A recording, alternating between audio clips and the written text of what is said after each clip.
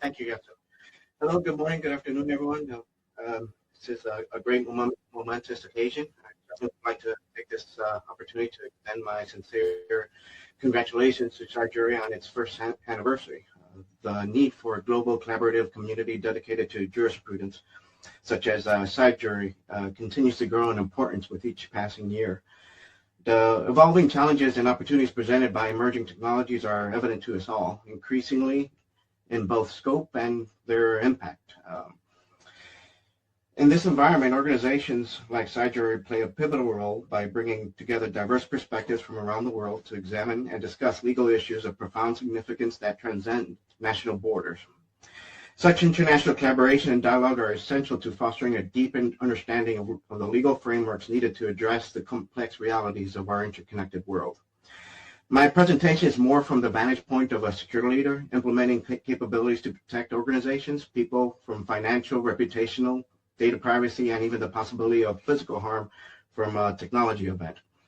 About half the presentation is from this perspective, and the remainder half is where I start delving into a little bit more of the geopolitical and data privacy and international law areas.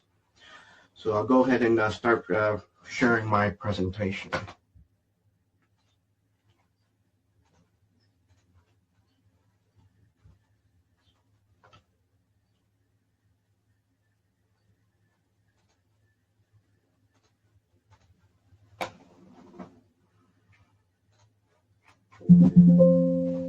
Is everyone able to see my presentation? Perfect. So as part of the introduction, again, Richard Rodriguez. I am a senior cybersecurity executive with a broad range of expertise spanning well over a decade. I performed a variety of roles throughout my career, everything from overseeing incident response capabilities, which is basically the individual who monitors and detects cyber attacks coming into the organization and then respond, and we try to contain it, to an individual managing multiple capabilities within the organization to continue to protect that organization, more from a global perspective. And by that, I mean I would be the individual that would be managing the various security architecture capabilities, the GRC capabilities, so forth and so forth. To that end, I've earned 5 degrees, an executive MBA, Masters of Laws in cybercrime, cybersecurity, and international law from the University of Peace. And I've also earned well over 70 certifications spanning just about every area of cybersecurity that one could essentially envision. So I like to start where cybersecurity, essentially where it all began. Not many think that cybersecurity actually began in 1834. However, that's one of the first recorded instances of a cyber attack. It's interesting in that it's concerning the Blank brothers bribe a French telegraph operator to smuggle stock market data inside official messages undetected for roughly around 2 years. So it was an interesting event that I myself wasn't aware of it until I conducted some research, but it's a fascinating occasion. Fast forward to 1903, it was the first recorded hack, essentially the wireless communication demonstration. This was by Novell, my apologies, cannot pronounce the name, but Macron intercepted a secure wireless demo in London. So this individual was essentially somewhat similar to Nikola Tesla, that they were practicing wireless signals. And during one of the demonstrations, it was hacked, unfortunately. And as you can see, we have the 1962, 1970, and 1971 events. I don't want to spend too much time on this. It's very much more for, I guess you could say, for to provide this historical perspective of the state of the growing state of cybersecurity and some of the changes that have been going for over 100 years. Now, in 1986, as I mentioned in the previous slide, was the first cyber attack. In 2010 was the first cyber attack where attack was deemed to be somewhat of a cause more of a threat. This was a Stuxnet attack that happened in Iran. And this was more of a nation-state operation that conducted detrimental harm to a nuclear facility, potentially.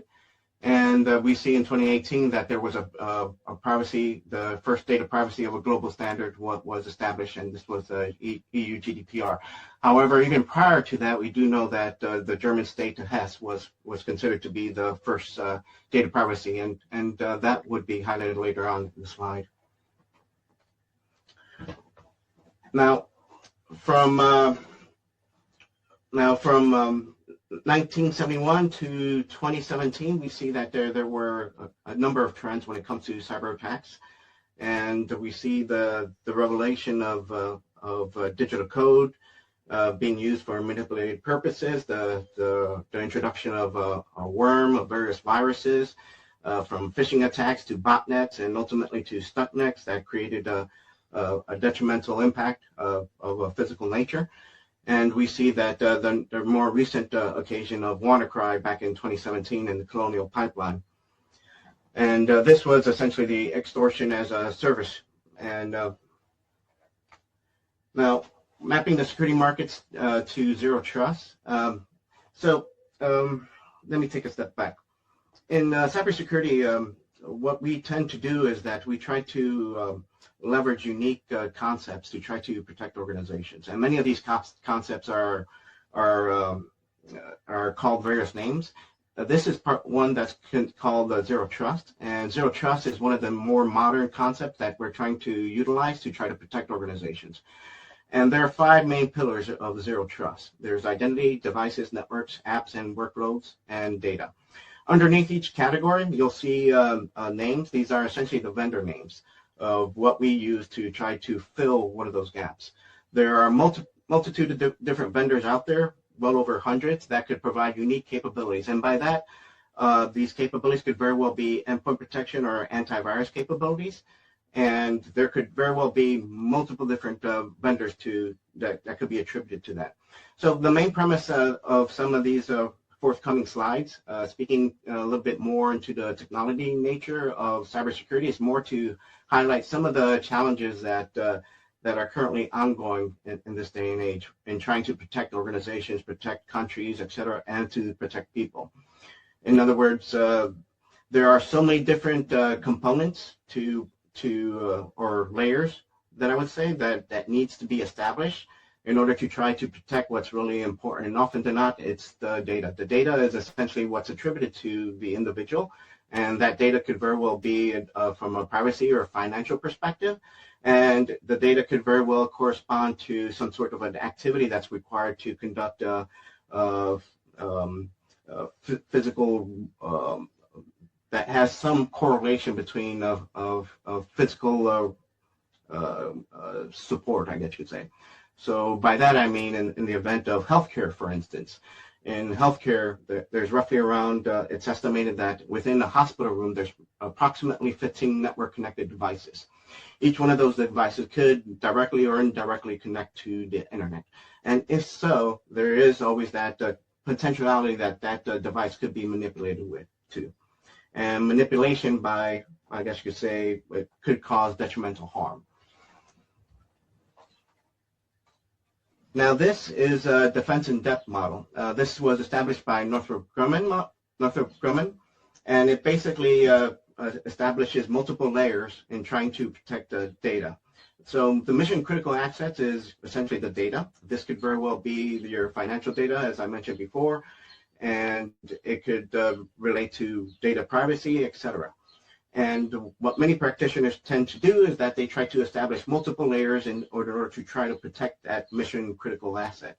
So your perimeter security is essentially your external facing of the organization, or even to some extent the country. And there could very well be multiple devices that is established in that particular layer. And often than not, these devices can be categorized as firewalls. These are protective systems. And there are other devices that are also in play that deal with the routing of communication traffic. Now, this is one model, and the one that I showed previously is another model that's being relied on. This one is a little bit more, I guess you could say, more modern. well, I wouldn't necessarily say modern, but this is one that that many organizations are striving towards, I would say. Now, this is more of a better visual representation of what Visual Trust is. I'm sorry, Zero Trust Framework is, and this was established by Microsoft. And as you can see, there's multiple identities, endpoints, and this might not be the, I guess you say, this is here more from a visualization perspective. I just wanted to show everyone some of the things and some of the concepts that security leaders are relying on. Now, this is a little bit a better visual representation of what a defense in depth model looks like. And as you can see, there's perimeter network, etc., and the mission critical assets again. Now, the outside threat, that is visually portrayed as a particular hacker, for instance. And as you can see, the hacker is trying to defeat all the various layers so they could get into the mission critical assets. And with each one of those layers, there are unique capabilities that security leaders are trying to establish. You try to prohibit them, deter them, and try to more effectively detect their activities prior to them getting to the mission critical assets. And towards the end corner, which is policy management, prevention, and operations and monitoring and response, these are capabilities that are overlapping each layer. So for instance, there's always monitoring in the perimeter, network security, endpoint, application security, and data security layer. And this is essentially to highlight some of the vendors that are provided for each particular layer. Again, these are not the end-all be-all of vendors available to provide these unique capabilities. There are literally hundreds and potentially thousands of vendors out there that can provide these unique capabilities. It's not necessarily a one-size-fits-all approach. There has to certainly be a number of reviews and assessments to try to determine whether these vendors are able to adequately provide the unique capabilities for an organization. And this is just basically a high level of all the myriad of hundreds of vendors out there providing these unique capabilities. Again, this is just simply a sample set of all the various options that many security leaders need to take under consideration. And this is basically a subsection of one of those layers, just again highlighting all the multiple different vendors and that provide, like for instance, your antivirus. So for instance, every organization has to conduct an assessment trying to figure out which antivirus solution is ideal for a particular organization and whether it's well suited to meet their needs. And this is essentially a cybersecurity governance model. So for instance, when it comes to information security, there's a number of aspects that needs to be taken into consideration. There's your technical aspect, and there's usually their non-technical aspect. The non-technical aspect essentially encompasses the organization's security strategy, your executive goals, the various cybersecurity programs, whether there are governance, risk, and compliance models in place, and the various inter collaboration between all these functional groups. So for instance, from a legal perspective, the legal counsel and legal teams are one of our critical stakeholders. These are the individuals that we tend to interact extensively with on all matters from contractual negotiations to data privacy, etc. And these are the myriad of cybersecurity frameworks. These are not the end-all, be-all. There are literally hundreds. Some are supported by states as well. So, for instance, one of the frameworks that are not necessarily here is, I believe, the UK cybersecurity framework. It's a unique standard that occurred, I believe, this past few years. But in these particular frameworks, they span many different unique capabilities. So for instance, PCI DSS is not necessarily a legal requirement, it's more of a standard, but this is essentially a framework that's supported by your Visa, MasterCard, and Discover Card. So for instance, this is a particular standard that essentially dictates any organization that is accepting any type of payment from any one of these credit card organizations, that they have to adhere to this unique standard. The ramifications of not adhering to that unique standard is that they would be prohibited from using Visa, MasterCard, etc. as a payment mechanism. So even though it's not a legal requirement, it's a standard that does have some strong ramifications to it. There's also various other standards. So there's also ISA 62443. This is more for critical infrastructure. It's a unique framework that is meant to try to protect unique equipment, everything from your PLC devices to your SCADA environment, and these are essentially within your are typically found in, for instance, your petroleum industry organizations. Frameworks are essentially what we use as somewhat of a baseline in trying to establish security capabilities within an organization. So they are essentially, rather than, I guess you could say, devising a plan from scratch and trying to figure out what type of capability we're going to bring to bear to protect an organization, we use frameworks to try to as a starting point. And they are not necessarily the end-all, be-all of trying to protect an organization. In other words, we may very well use a myriad of different frameworks, of different plans in trying to protect an organization. Now, what a defense in depth program typically costs, so it's roughly around 44 to 20% of an IT budget. And of the security budget, it's that's bought in tools. It's about 30% in people, 15% in hardware, and 15% in services. And it could very well be 300, 600 per user.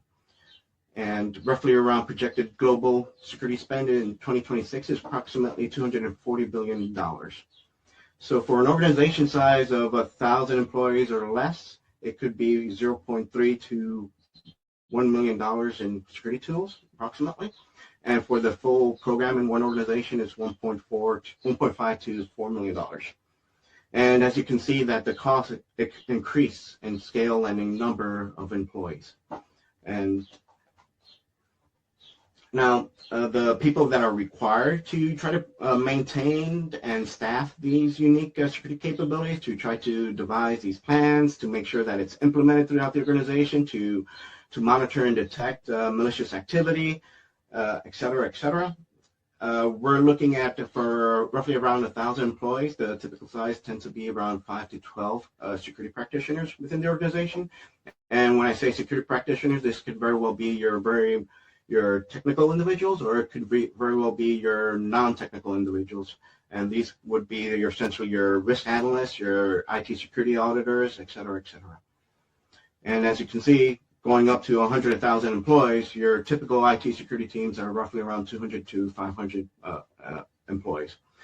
It's not unheard of to have an organization that's roughly around 2,000 to 3,000 employees, that perhaps half of them could very well be IT security practitioners. It really depends on the industry. Now, how cyber attacks cause harm. So from a financial harm perspective, there's roughly around, the average breach is roughly around $4.4 million. In the US, it's approximately $10.2 million that a financial breach could incur. Certainly, there's a lot of reputational harm that could be impacted, and data privacy harm as well. So as we know, that stolen records fueled by identity theft can very well trigger fines up to 4%. It's more from a structured tier perspective, so you're looking at 2% to 4%. Now, physical harm is something that's not necessarily discussed quite much when it comes to cyber attacks. However, it's definitely feasible, and there is a lot of speculation that that is indeed the case. So, for instance, there have been many reports that healthcare cyber attacks has increased in about 300% since 2015. I know in the United States, we're currently undergoing revising our healthcare law, and the main premise why the healthcare law is being revised is due to the fact that there was an increase of roughly around 300% of cyber attacks in U.S. healthcare. I believe there's approximately 1,500 healthcare systems throughout the U.S. It's relatively, I would say, medium size in comparison to some countries in Asia and whatnot.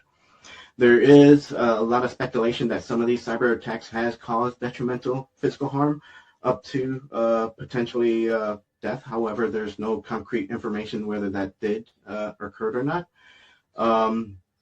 But that seems to be more of a feasibility that could very well be a possibility. But again, no confirmation as of yet that a cyber attack caused death that I'm aware of. Now, the international dimensions of cyber harm. So we do know that the NotPetya that spread from Ukraine caused an estimated $10 billion in damages worldwide. Reputational harm is definitely difficult to quantify, but it's certainly a factor. And data privacy, personal data flows through servers in many nations. We know that this is it has been long-standing issues, and there's been rulings from SHRMS too, up to that I'll be mentioning briefly later. And physical, state-on-state spillover effects of cyber attacks as well. Stuxnet has been one of the key ones, but there literally has been perhaps dozens similarly. Now, financial harm by region. And so again, as I mentioned, in the United States, approximately $10.22, $10.44 million in 2025 breaches, and in the Middle East, roughly around $7.2 million, and so forth and so forth. This slide to highlight a little bit more about the reputational harm by region. So roughly around 7 in 10 consumers would stop buying from a brand after a security incident. So in other words, a major brand that a consumer might like, and they were customary to purchasing.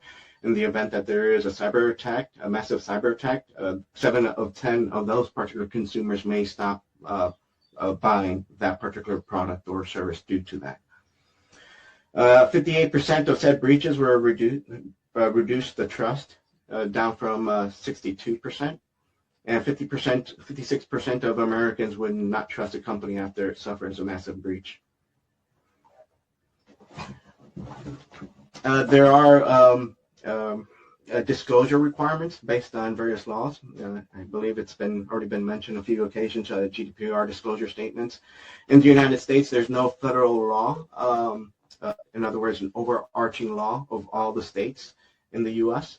So it's reliant on each state to develop their own individual law as far as breach notifications and data privacy to some extent, et cetera, et cetera.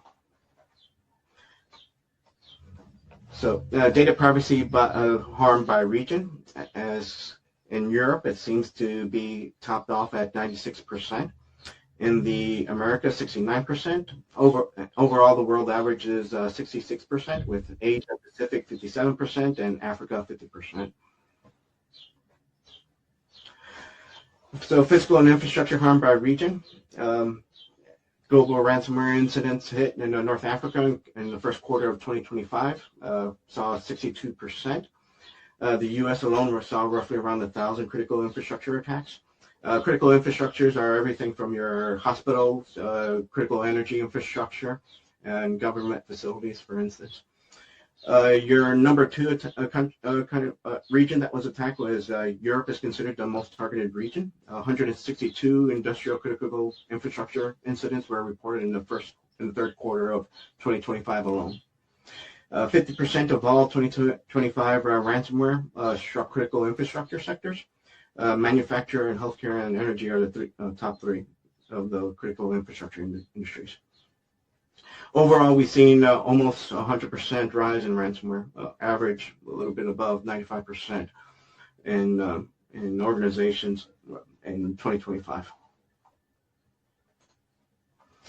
So data privacy. So data privacy, as I mentioned a little bit earlier, is first started. The first official data privacy law occurred in 1970 in the German state of Hesse in Germany, considered the first data privacy law. Overall, there has been roughly around 144 countries at the moment that has some sort of data protection laws in force. 71% of all nations now have data privacy legislations, And there are dozens of jurisdictions that are that copied, well, I should say, enacted laws very similar to GDPR's with their extraterritorial reach. Now, from an international law, the cross-border. The 2001 Budapest Convention was the first international cyber crime treaty. There are over 81 signatories, state signatories to the Budapest Convention, and after that there has been 2 additional protocols, the 2003 and 2022. And as we all know, the 2024 is the UN Convention Against Cybercrime, which is really considered the first truly global treaty. Now, the Schrems I and Schrems II has been nullified. There's currently in play between Europe and the United States the EU-US data privacy framework. And the Taylor manual is not necessarily, how should I say, a legal agreement. It's more of something that's been driven by the legal experts throughout the world trying to ascertain how international law applies to cyber warfare and state-on-state attacks. It's more of a community-driven effort. Now, how laws races to keep up with cyber and AI warfare, as I mentioned, the Taylor Manual. However, and there is also the Oxford Press and the Cyber Law Toolkit, and there is also the International Committee of the Red Cross, and the GCSE plus the UNGGE, and the Cyber and AI in Active Warfare. So StatMex has been considered, as I mentioned, something that's been highlighted on a number of occasions throughout this presentation, and that it was a momentous, or how should I say, a detrimental event highlighting, how should I say, nation-state cyber conflict, if you will. And we all know that the Russian and Ukraine conflict has also highlighted cyber attacks and the use of AI in war as well. There have been certainly many additional instances of cyber attacks and cyber capabilities being introduced in warfare at this moment, and it's going to expected to be, how should I say, a matter of fact in future warfare. Now, 36% of tracked cyber attacks in 2025 is attributed to state-sponsored actors. It was a rise from 33%. Approximately 150% were a rise in Chinese state espionage activity reported over the last year, and about 4 powers are considered dominant in the realm of cyber attacks. However, I do want to highlight that it's not just those countries. Just about every country in the world has some sort of cyber offensive capability, particularly modern nations. Well, that would essentially highlight it all. So for instance, in the U.S., there's the Equation Group. So the U.S. has been linked with the U.S. attributed cyber attacks. It is considered to be a NSA tailored Axis operations. And there is some close collaboration between CIA, Cyber, and Cyber Command, and it's part of the Five Eyes infrastructure. So, quite frankly, when it comes to cyber attacks, again, this seems to be a mainstay of every country in the world, just about. These are unique capabilities that many countries, I think, are relying on to try to gain influence or to subvert or to monitor countries that they might view adversary in some form or fashion. This is essentially par for the course just about for every country, I think. The 2013, the Snowden revelations was definitely a global eye-opener, if you will. So it definitely highlighted some of the unique capabilities that countries have in monitoring their populations and the influence that countries can have due to the dominance in technologies.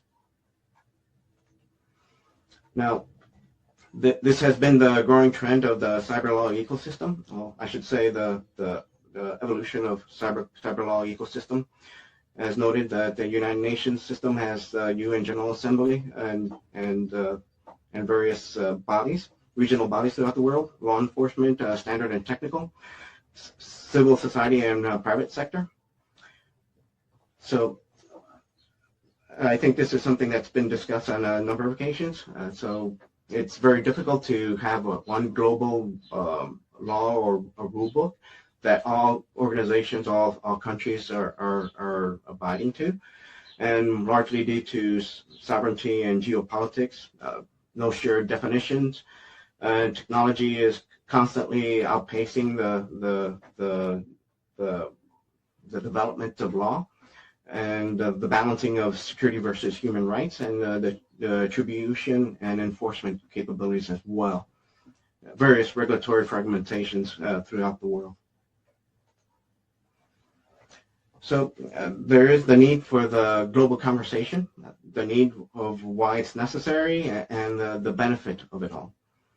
So we do know that there are borderless threats, territorial law, no enforcement without partners, legal vacuums, and escalation of risks.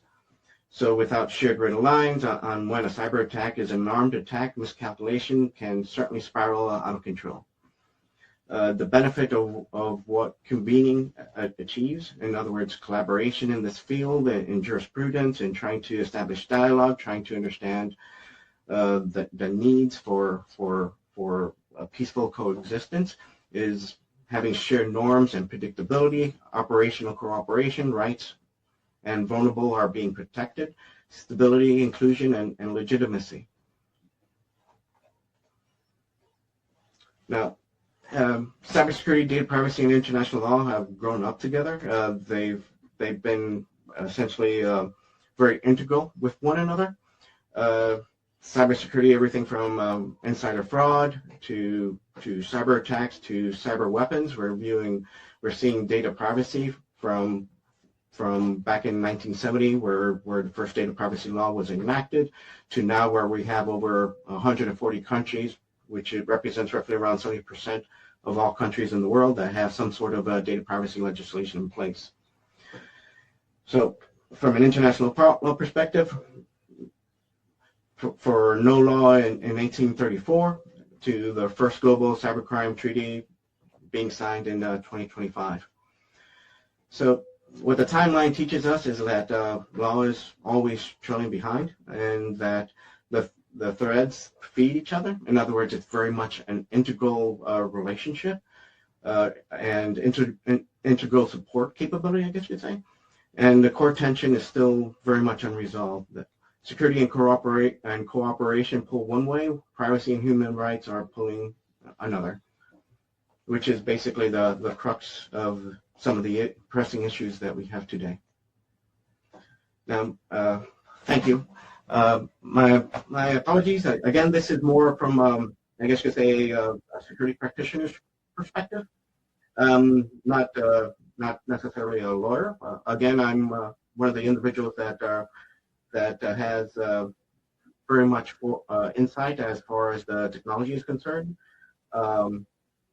and in developing a security strategy, I thought it's important to try to highlight some of the pressing challenges that many of us in the security profession are encountering, and some of the things that it is that we need to consider as we try to develop a strategy, various capabilities in trying to protect organizations as well as to a certain degree countries.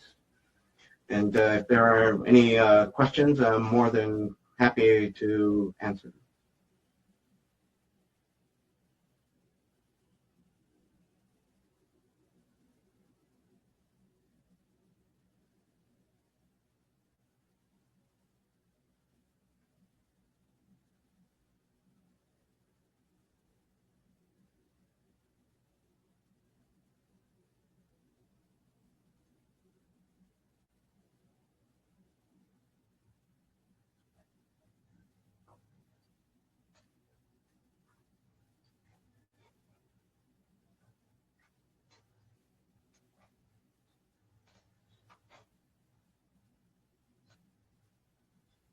Presentation. My apologies, my audio was off.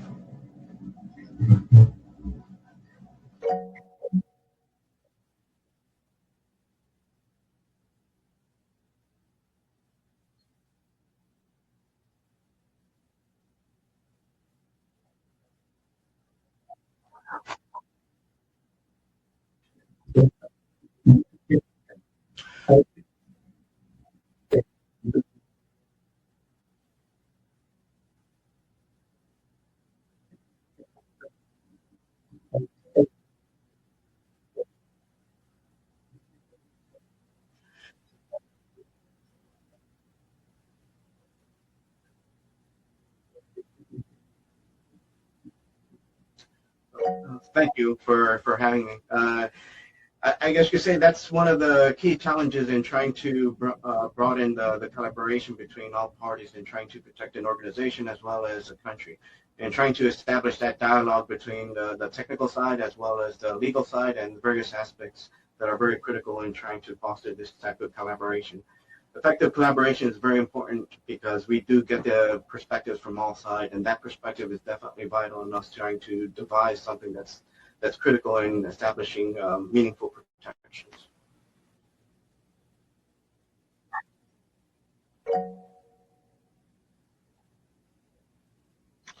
Yeah, you can hear me now, right? Yes. You can hear me now. Yeah, yeah. You can. Okay, yeah. So, thank you very much, Richard. It was really interesting. I'll put my email there. If you don't mind, I would like the slides. I don't know if we're going to share them anyway or something. But I'm wondering whether what you have described, and I mean, the whole idea of cybersecurity relies on the idea that there's something worth being hidden, that there's something that has to be protected, right?